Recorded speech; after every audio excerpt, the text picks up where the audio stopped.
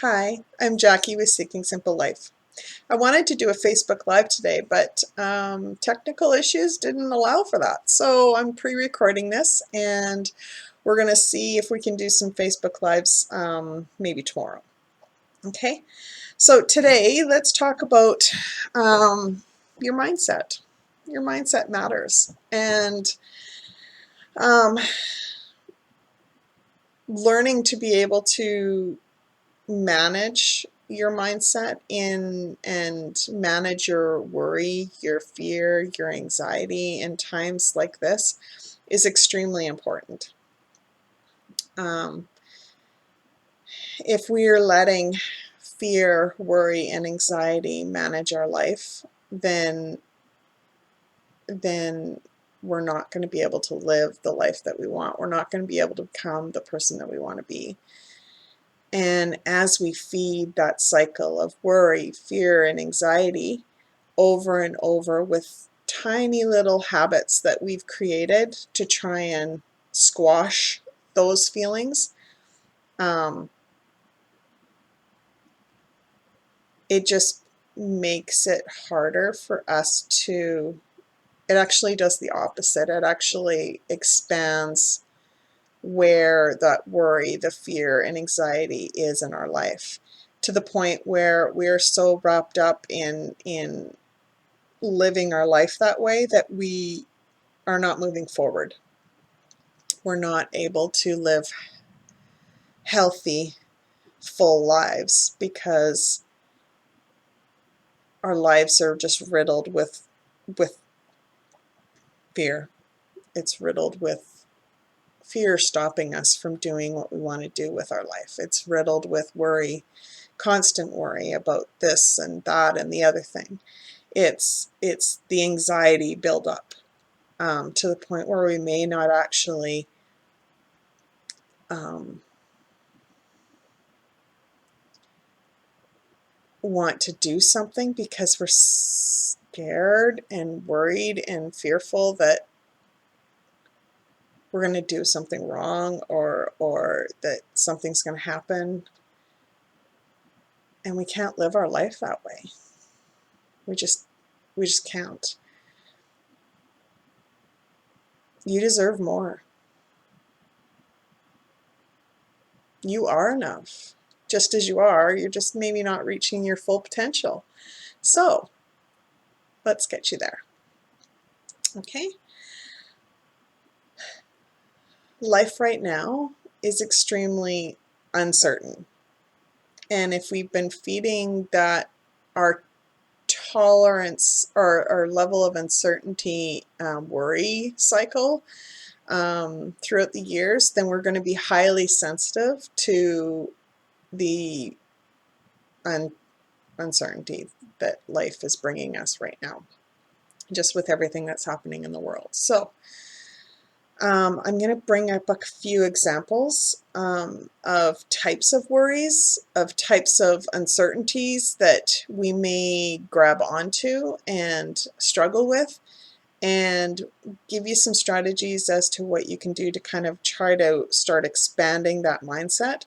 Because when we face the fear, we face the worry, face the anxiety, and accept that we're going to feel those things, but we don't accept the fact that we're going to let them manage our life anymore, that's when things start to change. And that's what the Mindset Hot Seat actually helps you with. But I'm here today to give you some examples of how to expand your mindset on a few different issues. So the first one I want to talk about is checking in with loved ones.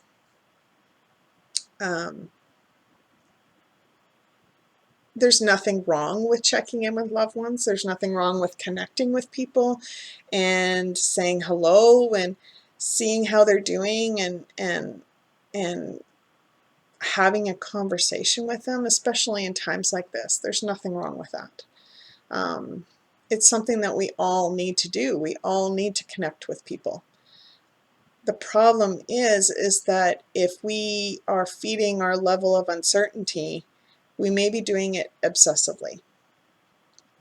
We may be doing it not out of wanting to pick up the phone and talking to that person, but needing to. And it may be to the point where if you don't pick up that phone, then you will endlessly start worrying and worrying and worrying and obsessing over the fact that you're worrying, and creating this whirlwind of anxiety because you're thinking, what if something's going on with that person? What if they're sick? What if their own mindset isn't doing well? What if I don't make that phone call and something happens? What if? Just what if? And that's the scary part of actually becoming caught up in the cycle, this cycle.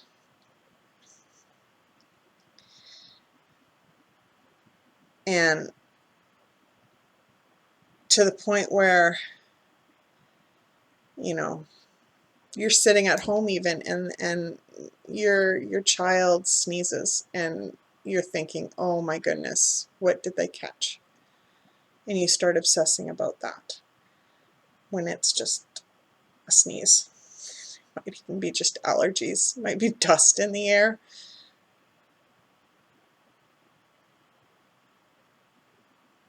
But it's the need to obsess over how someone's doing and being able to having to check on them, like not just, oh, I think I should call my friend. It's, oh, I need to call my friend, otherwise, what if? There's a difference. Okay. When you have that obsessive feeling, what you need to do is you need to thank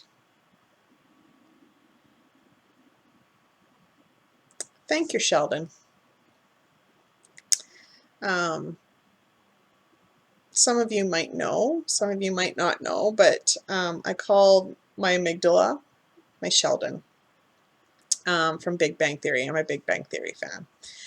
And my amygdala, the amygdala is like this little almond-sized part of your brain that actually is super smart. It's like a super smart nerd that overreacts to absolutely everything for the single purpose to actually protect you and keep you safe. But it may not be rational. It's going off of memories. It's going off of things that we've taught it over the years. And we need to just kind of manage our Sheldons so that we don't overreact when we shouldn't. We need to manage our Sheldons when we need to shift our life in a direction that actually aligns with our life goals. Because our Sheldon's going to be sending us in a okay, you need to worry about this, you need to be fearful about this, this is all new, things are going on, I don't know, alarm, alarm, alarm. Okay, so Sheldons are doing your Sheldon's doing its job, and that's all good. It's just trying to help. He's just trying to help you. That's all he's trying to do. So when you find yourself wanting to, or not wanting, needing to talk to someone because you're obsessing about it, then thank your Sheldon for bringing that to your attention, but then come up with a strategy to start getting comfortable with the uncertainty of knowing how that person is. So you might delay the phone call to a specific time on a specific day. You might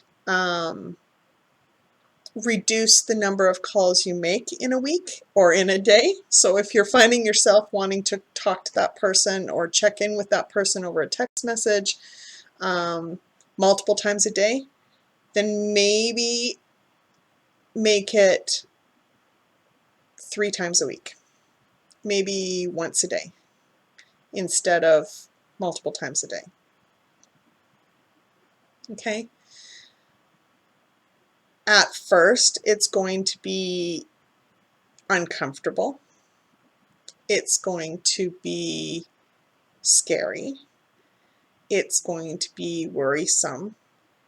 But if you're thanking your Sheldon for those feelings and you're accepting the fact that you need to get uncomfortable and you need to feel those feelings in order to build up, you're going to lift up your tolerance of uncertainty. And that's all you need to do. Are you going to be okay with uncertainty completely? No, but the goal is to get better at being able to tolerate it more so that you have a stronger chance at resiliency for your mindset, stronger chance of resiliency for your mental health. And that's what's important here. Okay? What if you're finding that you need to make a list of to-dos for everyone, not just for yourself, but now that the kids are home and you're home and your husband's home because everyone's in quarantine, but you need to schedule every single moment of every single day so everyone's busy. And you're driving your family insane and no one's listening to you and no one's following the plan and life sucks because, you know what, let's face it, you're sucking all the fun out of life with your schedule, with your need to control every single situation that's happening. And the reason why you're feeling that way is because of all of the fear and worry that you have of the uncertainty that's going on in the world around you. And that's okay. It's okay that you feel the need to control stuff, but it's not okay for you to obsess over it. So, one of the ways that you can build up your intolerance for uncertainty is to, when you're finding the need to make a to-do list or a schedule, like a detailed schedule about your day, start to create some unscheduled times. So block off a unscheduled time where it's free play. Free or playtime is actually good for our mental health. So schedule some free play. Have the kids pick the activity and you just follow along. Have everyone be able to do whatever they want to do in that moment. If they want to have some quiet time, if they want to have a family game time, if they want to watch a movie, it's okay. And not knowing what's going to happen during that time, it may be a full day. Like if you can do a full day of unscheduled activities, good for you. If you can do an hour of unscheduled activities, good for you.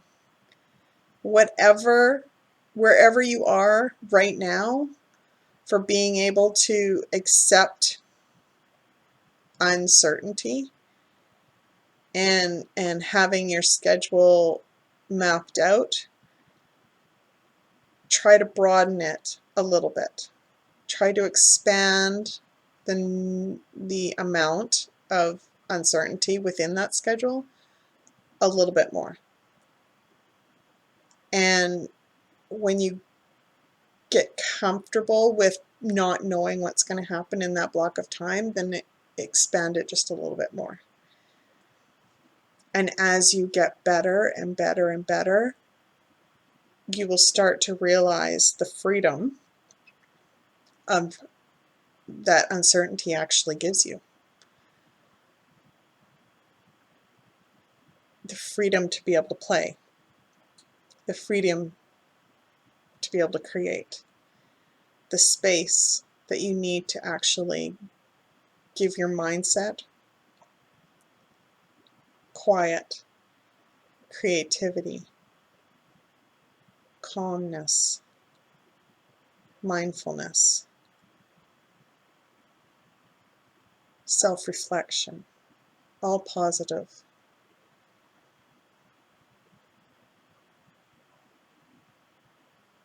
Now let's talk about worrying about all the things, all the problems that are happening, whether they're finances, whether they're job security, whether there's what ifs, the what ifs. The what ifs of everyone in your house being secluded except for one person that has to work outside the home. What ifs of the stats of that are endlessly being thrown at you in social media and news and all of the what ifs.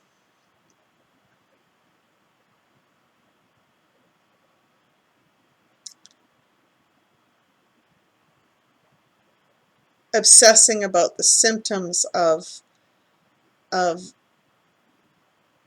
illness, of whatever illness there is. Needing to look up symptoms, need to track how things are being handled in the medical system, having to research it endlessly. That worry cycle, that uncertainty. There's a few things that you can do here. So one, when you're finding that you have lost all productivity in what you need to get done because you're worrying about all of this going on right now, you can use schedule a worry session. So it may seem counterintuitive, but you can actually thank your Sheldon for bringing those worries up. But tell your Sheldon that you are going to worry about it at this time on this day.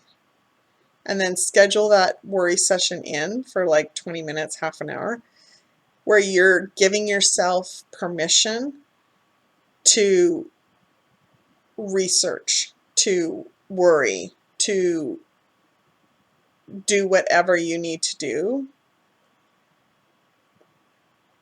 to look things up.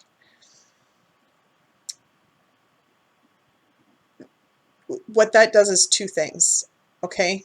It calms your Sheldon down so that constant worry stops because Sheldon's been heard. So you find yourself that you're worried, what if, what if, what if.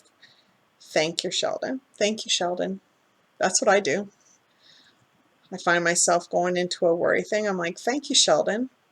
I understand that we're worried right now. Things are pretty uncertain. Yeah. Okay. But I'm going to spend a little bit of time tomorrow at 3 o'clock looking those things up. And then Sheldon goes, oh, okay, not a problem. Good, excellent. And away you go. You can move on with your day then. You can be more productive. You're not like caught in this whirlwind of mindset whirlwind. And you can be functional with the rest of your day. Now, at 3 o'clock, Sheldon's going to remind you, 3 o'clock tomorrow, Sheldon's going to remind you that you were supposed to have a worry session. So you're going to set your alarm, you're going to set your timer, and you're going to have your 15 or 20 minutes or half an hour worry session where you're just going to worry. But it's going to be a controlled worry because you have control over that worry. And you know that it's only for a specific time. And after that session is over, you're going to do some positive affirmations. So you're going to say, and I actually got this from the Lit Factor. Tracy from the Lit Factor said it this morning. And she says, if you are what she calls as a worry down or what if down. So you're going to what if down. And then after that what if down, you're going to what if back up. So you're going to what if things are okay. What if all of this that's happening in the world is actually meant to happen so that we can reset Mother Earth? What if everything works out for the better? What if we are able to actually connect as a family and be stronger as a family because we're building our connections with each other? What if this slow time that we have right now, this seclusion that we've been given as a gift, actually helps us instead of hurting us? What if being able to get better at my intolerance to uncertainty makes me more resilient? What if I am able to finally manage my fear, my worry, my anxiety? I know the answer to that. Because once you get better at managing your fear, your worry, and your anxiety, you're actually able to create a life you love. You're able to move forward in the direction that you want to move forward in.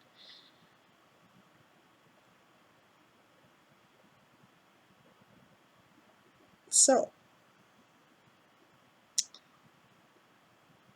it's time to get comfortable with our Sheldons. It's time to be okay with being uncomfortable, with facing our fears, facing our worries, and facing our anxiety. And learn to expand the mindset, expand your mindset to allow for that level of uncertainty just a little bit more. So you'll notice that in the examples I gave you, I didn't tell you to stop calling people if you are obsessing over them. I suggested that you expand the mindset a little so that you call less often.